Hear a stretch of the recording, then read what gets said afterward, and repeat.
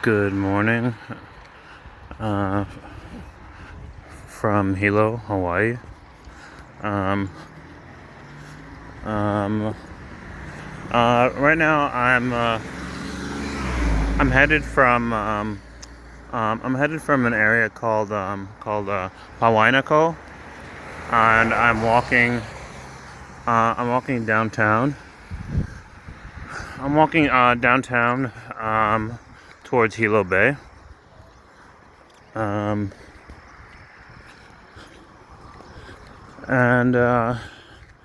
it's about 8 in the morning. It just finished raining overnight. I mentioned in the last video that during the rainy season, some days it'll rain all throughout the day and all throughout the night. But regardless of whether it rains throughout the day, it pretty much always rains overnight. Every day.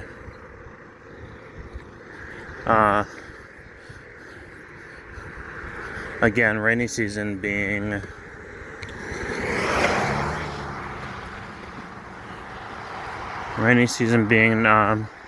November and December. So it should clear up. It should clear up by January, even though there will still be some rain. Even though there will still be more rain here than on the other islands. The weather should clear up in January.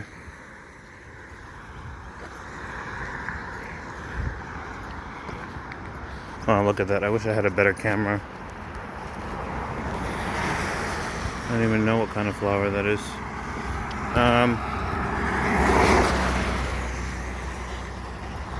So you see people have some Christmas decorations. It's December 8th. So from what I'm told, usually people go out of town for Christmas. Like they go and visit relatives on the mainland. I'm told that Las Vegas is considered the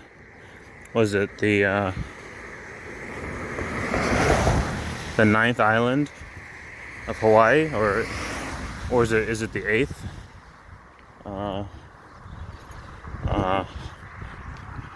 However many islands are here, Las Vegas apparently is considered an additional island. I guess there's so many Hawaiians there. But yeah, during the holidays, I'm told that a lot of Hawaiians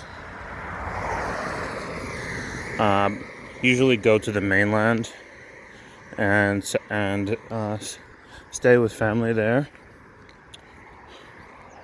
Something really cool that I noticed since I've been out here is it looks like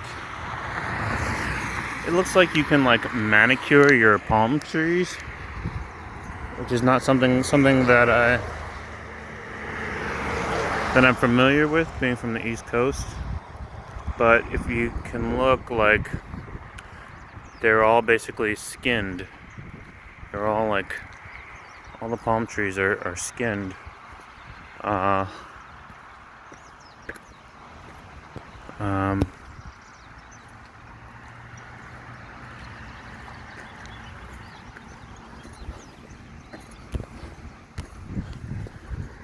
Not sure if it's supposed to be good for the trees or anything, but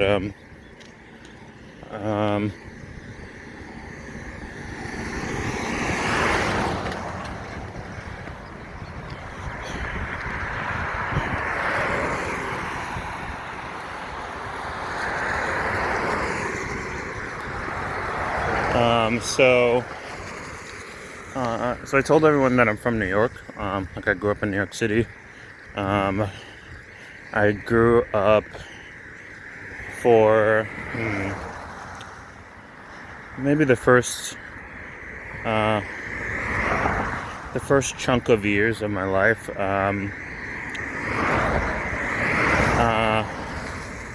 Down in Gramercy, like around where Baruch College is, or like around where the Flatiron Building is. Up until maybe around third grade. And then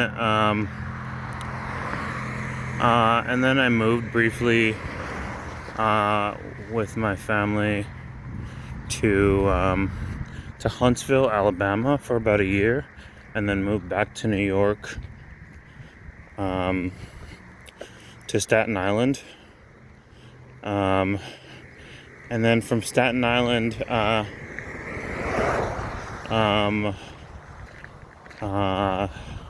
think by 5th grade I was living in East and West Harlem, and then I spent the rest of my time growing up basically in like from 5th, 6th grade going into high school in West Harlem and Washington Heights.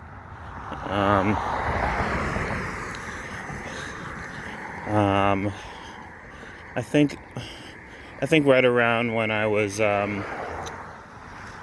right around when I hit like 19 or 20, my family decided to move down to Georgia, like around Atlanta, and at that point I moved up to the Bronx.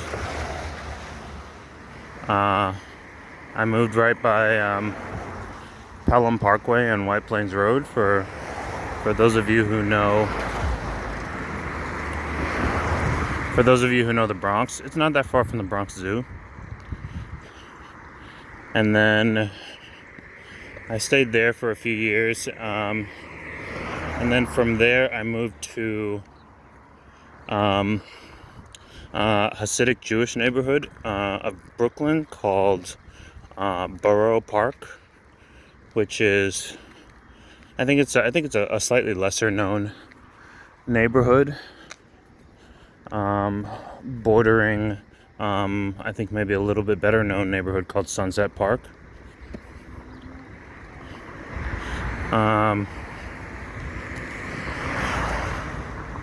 And then after living in Borough Park for a bit, it was really nice up there, actually. From there you could bike up to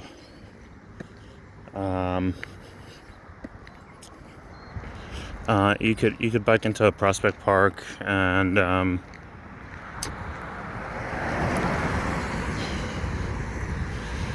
and bike as far out as the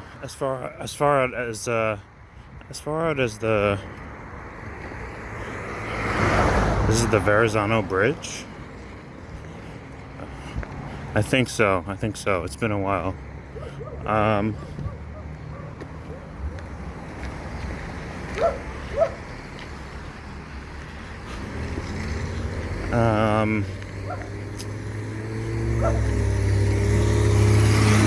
And then from Borough Park, I moved back to West Harlem. By the time I returned, I kind of saw that a lot had changed. It sort of begun sort of gentrifying Harlem, and the neighborhood had sort of like begun to transform.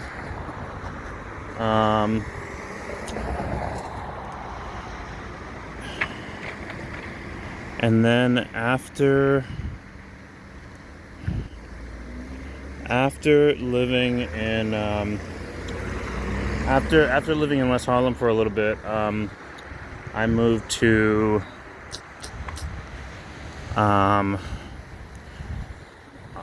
far out in Queens, a West Indian neighborhood called oh my gosh, what's it called? I think it's called Lefferts Boulevard. I forget what the actual neighborhood is called.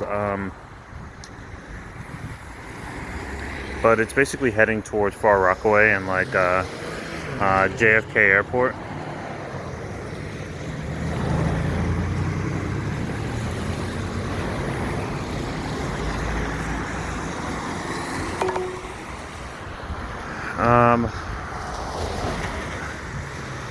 I lived there very briefly before moving to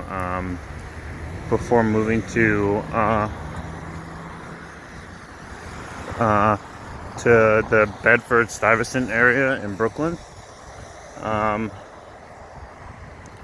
was like right on the border of turn left onto Kino Ole Street. Continue on Kino Ole Street for 1.5 miles.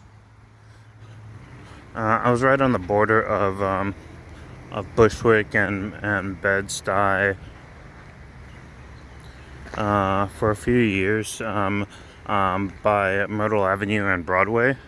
Again, for those of you who know New York. And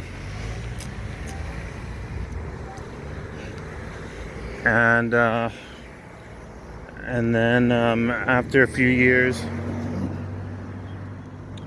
an opportunity came up where I could transfer my work from their office in New York to their office in Atlanta. I'd really kind of wanted to move towards the West Coast, but since the opportunity came up, I thought I'd give it a shot. Since a good chunk of my immediate family is down there, like my parents,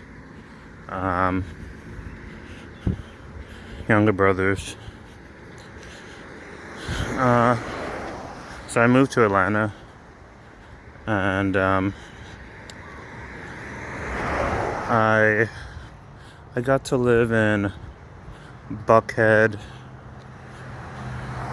Sandy Springs, and Cartersville, Georgia, which is like all the way far north, almost touching North Carolina and Tennessee.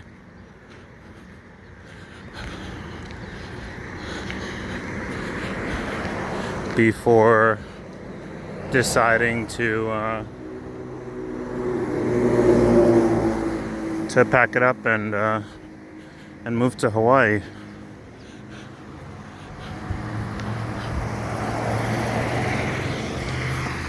Oh wow, someone has a little, I don't know what you call this. I'm not one for real estate terms, but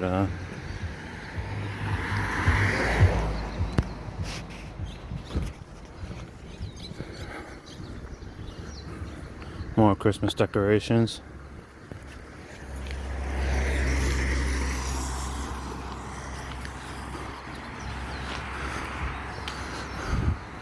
But yeah, I'd wanted to live someplace kind of sunny and beachy for the longest time, and so even though I'd discovered a handful of interesting neighborhoods in Georgia, the way things came together, I was able to come out here to the Big Island.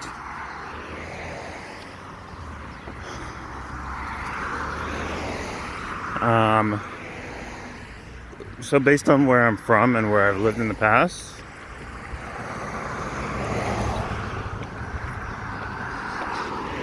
there's definitely a much larger. Okay, so I don't know if you just heard this rooster crowing, but wild rooster is a thing out here. Like, wild rooster. Personally, I haven't seen too many wild chickens, but like, there's wild rooster. Like, that's a thing. Like, you'll see them in the parking lot, you know, at like the mall. There's some that live in my neighborhood.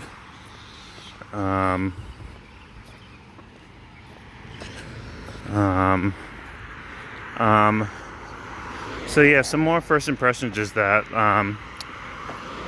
and based on, you know, compared to the Northeast, I think because of the weather, because it's always warm, there's like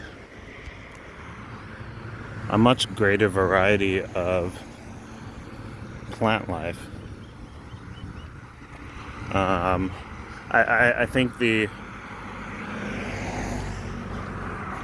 it's basically that just about anything grows here. Like, I think just about any plant is able to just survive in the wild, without much effort.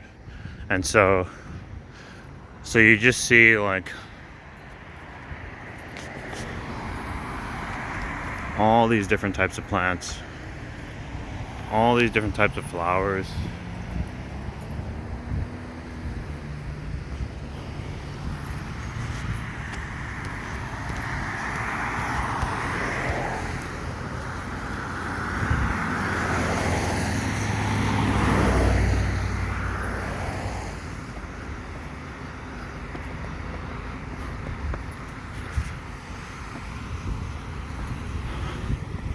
I'm not sure. I'm not sure about the wildlife though. I can't really say whether there's a broader range of wildlife. I can just say that there's different wildlife than what I'm used to seeing back in New York. I mean, New York has quite, you know, quite a variety of wildlife. So I can't say that there's like a broader variety of wildlife here, but I can definitely say that there's different types. Apart from the wild roosters, I hear there's wild horses in the like up in the mountains.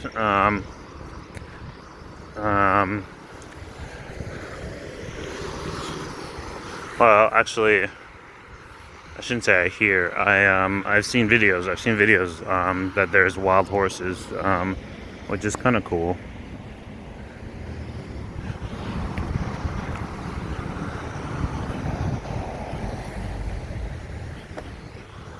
Got random ponytail running around.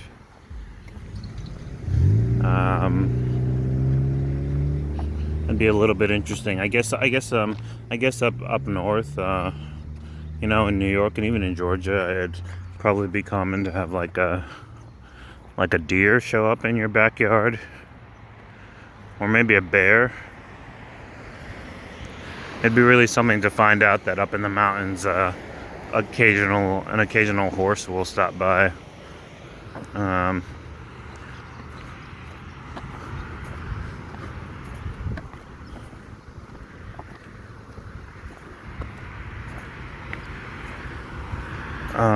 One thing that I've noticed is that I don't know if I don't think it's that no one maintains or tries to maintain their lawns, but I think it might be because it just rains so much that grass grows like very quickly here, but all the grass that I've walked on, apart from being like a different type of grass, like it's like the leaves are kind of like, it's kind of like wider, kind of thicker blades of grass. It feels kind of like fluffy when I step on it. There's like kind of a bounce to it, kind of like a springiness to it. I don't know if it's that people don't try to maintain their lawns, but I think, but grass, like, based on what I've seen here so far,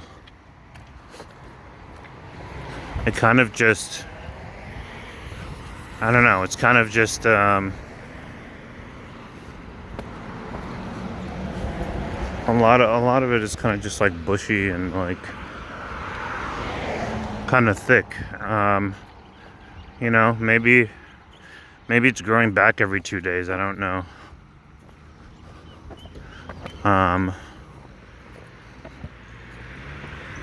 Maybe it's that, plus it's like a different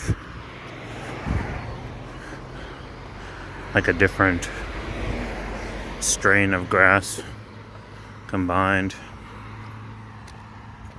Here we're at Lono and Kino'ole.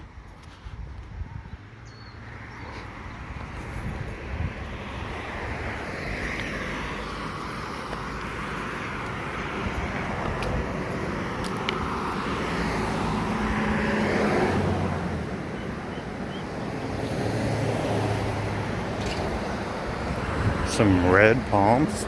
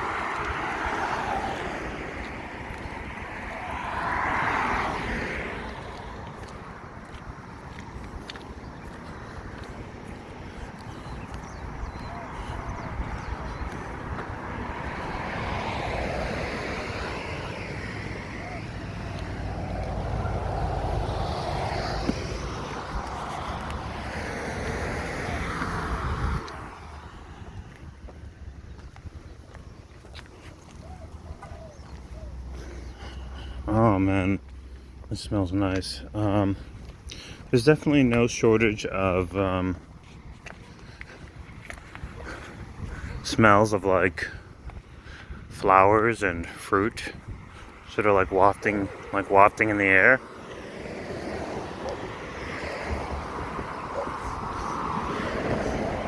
It's usually that plus maybe like the smell of like a little bit of like ocean sea salt.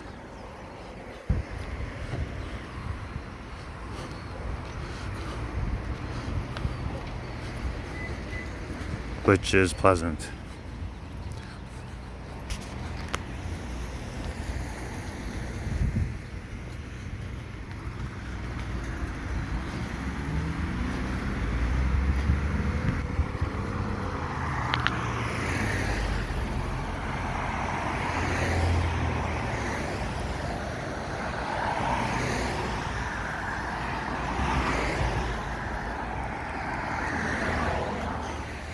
Again, everyone here is pretty conscious, you know.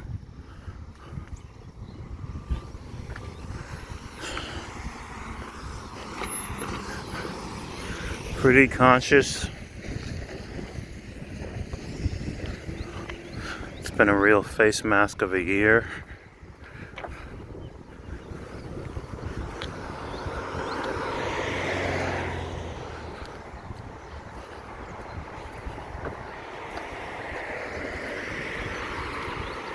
I've been asking people how they usually celebrate New Year's here. And based on what people are telling me, I think I will end up going to check out some fireworks on the beach, probably by Coconut Island,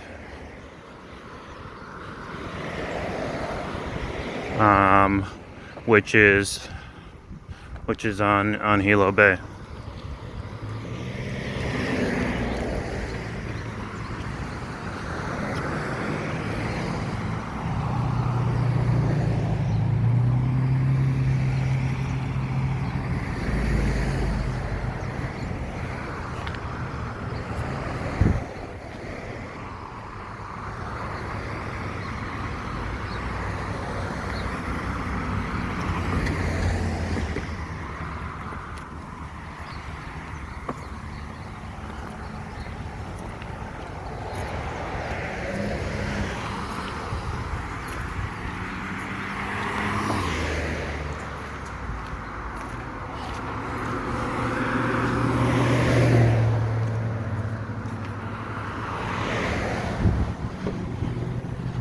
The people here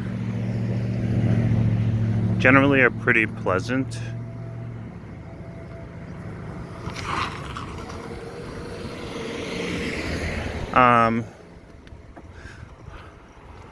Which is probably a combination of just the general culture, the climate, the weather, and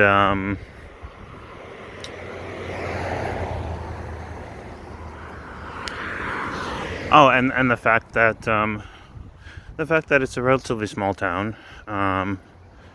I've noticed living in smaller towns that people are more likely to do things like greet each other and like acknowledge each other on the street and like be a little bit more friendly towards each other. And then in like larger towns and bigger cities, people are a little bit more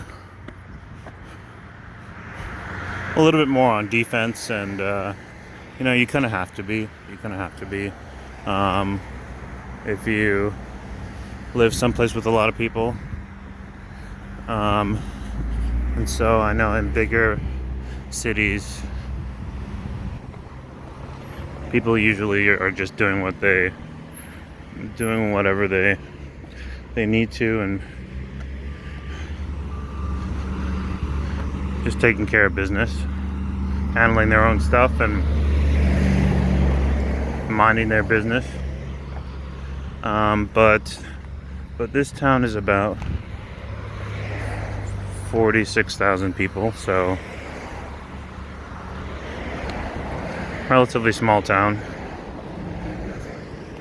I'm not sure how many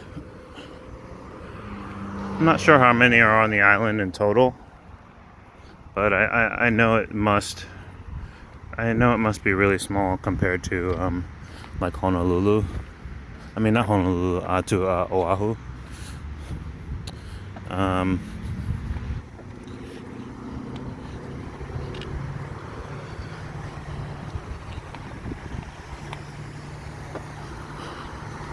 Oh shoot.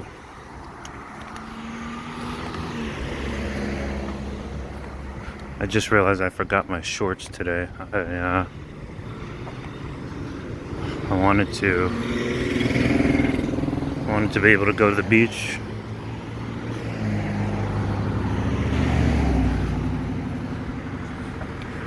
later on in the early evenings.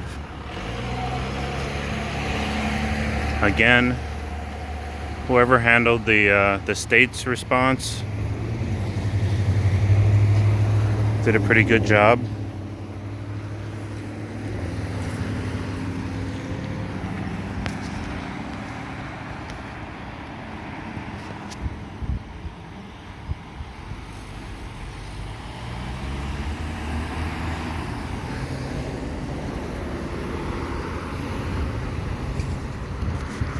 You're not really allowed to forget about it.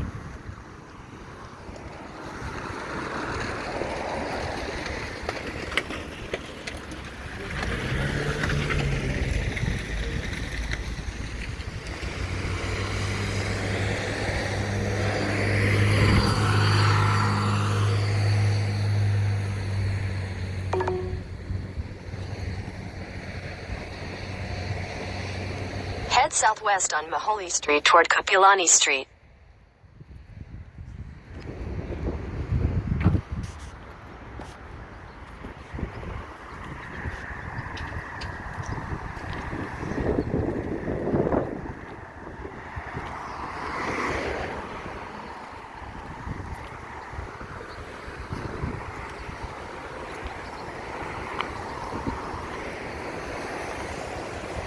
A small church.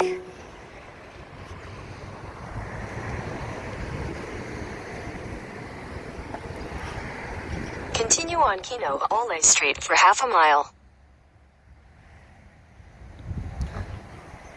Really interesting class of sort of blend of cultures, blend of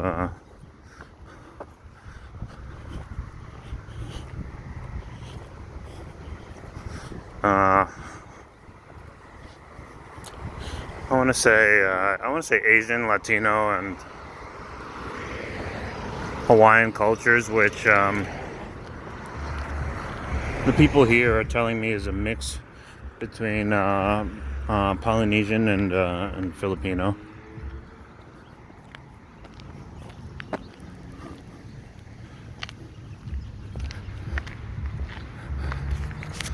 A lot of interesting sort of blends of food.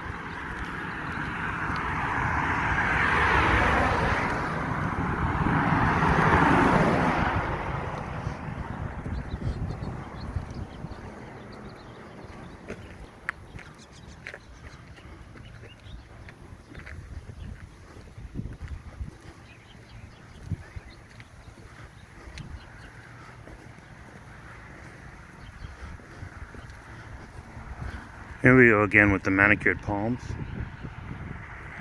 You can kind of see them across the street.